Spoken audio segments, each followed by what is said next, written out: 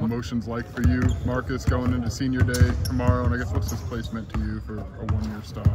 Yeah, in my 1 year, it's been really good to me. I've met a lot of good people in the program, outside the program. So it's been a really good time. Obviously I haven't been here too long, but my time here has been really enjoyable. Do you feel like you got to be a part of the culture here, as opposed to just a one-year stop for some basketball? Yeah, definitely. I felt like everybody kind of took me in like I, grew up here my whole life. I really felt the love from everybody here, and, I felt like, I was a part of the community. If you could go back to the recruiting process, it seems like Coach Underwood and the staff identified early that you were fit and really pushed to get you here. What do you remember about their approach, and anything stand out about their just intentionality to have you fit what they want? Yeah, I think during the recruiting process, they just showed that, they really needed me here. That was a key thing, and just how much they, really wanted me and felt like I could contribute. So I think that was just the most important thing that really stuck with me during that process. What's that tell you when you can sense that from the coaches? What's that tell you about them, or about how serious they obviously were for you? Yeah, it definitely, it makes me, consider a school a lot more seriously.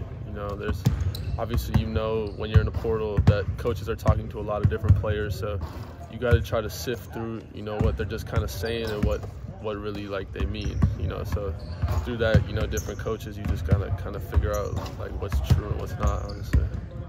What if you transfers, how do you think you guys kind of mesh together into a cohesive unit? Obviously a really successful season. Yeah, I think we did really good. I think when you bring guys, transfers that are older and that we're just focused on winning, good things are going to happen. We didn't come in trying to get ours. We just came in as a collective group trying to win. And that's kind of how we created a bond, and, how our play on the court has been. You feel like you had complementary skill sets within that group also? Was that a big part of it? Yeah, I thought that, the coaches went out and got guys that fit together, and everyone kind of has their role, and we just learned how to play off of each other. Was it apparent to you early that maybe everyone did have that same mindset, that just this is the one year to just win? Yeah, I think I found out, I would say, in the summer during open gyms, just through conversations on the court and off the court there, that this was a group that our collective mindset was winning, and that was kind of refreshing to hear from my teammates. Do you feel like against Purdue, you guys are different from that first matchup at West Lafayette?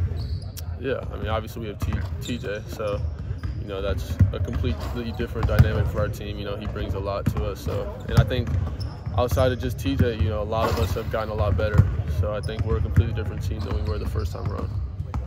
Is it accurate to suggest that when you were in the portal, there was a big question of what can I do if I get to this type of program, this type of level? Was that part of your thought process at all? A little bit. I think for me, I had confidence that, what I had worked on and, just my success I had at the mid-major level would carry over. I think basketball is basketball at the end of the day. It's the same set of rules. So I think that, just the confidence I had in my ability and the work I put in was going to transfer over. From that angle, though, it seems like a lot of guys like you and Justin have had to sacrifice something by being on this team and kind of winning. And how have you guys kind of molded that and felt that? Yeah, I think for me, I'm willing to sacrifice a lot to win. I think winning solves everything.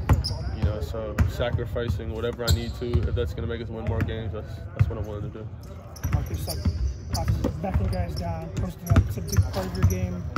What changes when you get a 7'4" guy like Zach Edey in the lane? Do you have to be aware of him at all times?